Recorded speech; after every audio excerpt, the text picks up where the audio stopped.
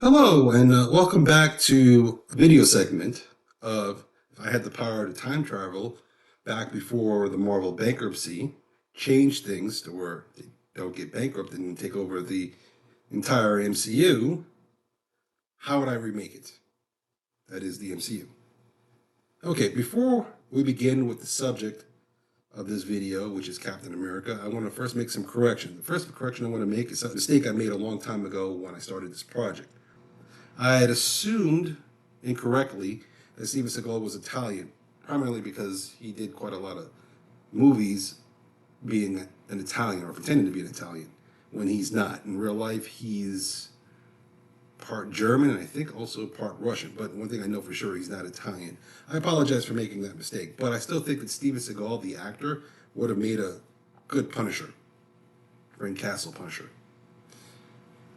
Putting that aside, and now refocusing on the subject, which is Captain America, I want to talk about the ending teaser for the last video I did, which was my MCU Thor. At the end of that video, I had said I wanted the shield of Captain America to be the ending teaser for the last video I did, which was Thor. And I showed a picture of a circular shield object that was seen in the first Avengers movie that Disney created in reality. I don't want that shield to be the thing that is found and frozen on ice in my MCU Thor movie. I want it to be the shield Captain America started off with, which was a kind of triangular object that was used kind of in the same way Captain America uses a shield with the current one he has in comic book issues today. So the original shield is what I want. Now, let's begin. The first part of this video I want to talk about is what I don't want in my MCU Captain America movie. I don't want the Doctor, that is Dr. Erskine, in my Captain America movie, unless he's just mentioned or spoken about in casual conversation. There were two girls in Captain America, the First Avenger, Connie and Bonnie. I don't want them in my Captain America movie. Private Lorraine, she was the sexually frisky girl who was kind of aggressive sexually towards Captain America in the original MCU movie. I don't want her either. And he was the assassin in the original Captain America First Avengers movie. He assassinated Dr. Erskine, the man responsible for the Super Soldier program. I don't want him either. Now that we got that out of the way, so let's talk about who I want in my MCU Captain America movie. The people I want in my Captain America movie, and I might add a few others past this list. Their names are Bucky Barnes, Future Man, Madam Death, the All Winter Squad, some people from the Invaders. The All Winter Squad is from Marvel Comics. During Captain America's first years, or Steve Rogers' first years as Captain America, the Invaders 2 are also Marvel hero team from Captain America's era. And of course, I want Peggy Carter. So let's begin with the starting point for my MCU Captain America movie. My starting point, or where I would prefer the Captain America movie to begin, is right at the time of him sleeping in the experimental part, him being Steve Rogers, in the pod, being ready, prepped to be transformed medically into Captain America. I want a villain, a notable villain from comics, to replace Heinz Cougar from the original MCU the original Captain America First Avenger movie. I want Future Man, which is a villain from Marvel Comics, to replace Heinz Cougar as Steve's attempted assassin. I want Madam Death in this movie as well. She's a villain from Marvel Comics. She was associated with Future Man in comics during Captain America's early years. And I want her to be the person who's always kind of saving Future Man when he's in a bind. So, Steve's in the pod. Future Man makes his move, attacks the base, much like Heinz Cougar did.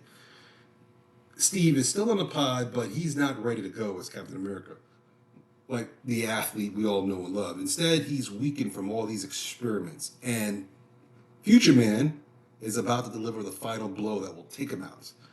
But just as he's about to do that, members from the All-Winner Squad intervene, protecting Captain America from his demise at the hands of Future Man. Madam Death comes in to protect Future Man from the All-Winner Squad, and she shuttles him out to safety. All-Winner Squad pursues Future Man and Madam Death and fail, and everybody else, including a sickly Captain America who's recovering from experimentation, is all but scratching their head, confused about what's going on. Okay, so that's my starting point.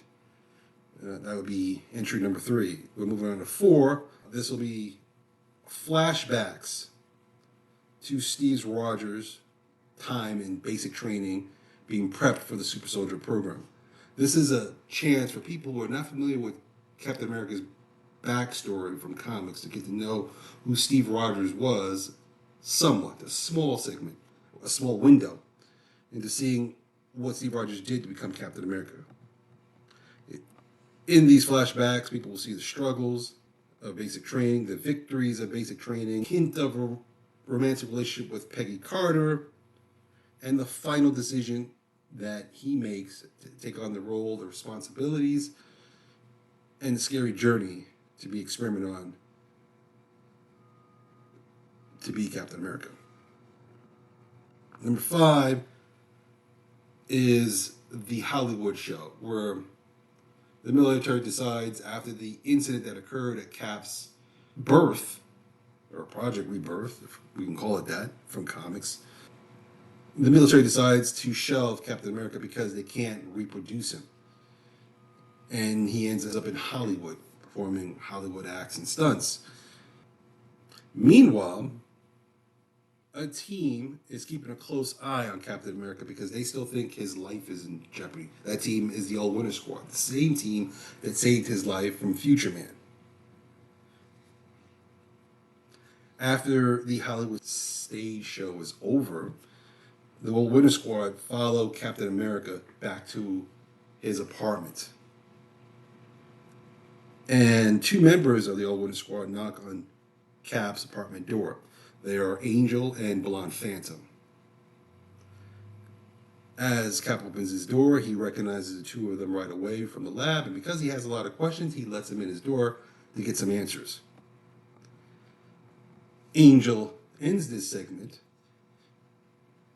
by telling Cap in his apartment, or Steve Rogers in his apartment, what the old phrase that most people, most moviegoers would remember from the 80s if they saw the Terminator: "Come with me if you want to live."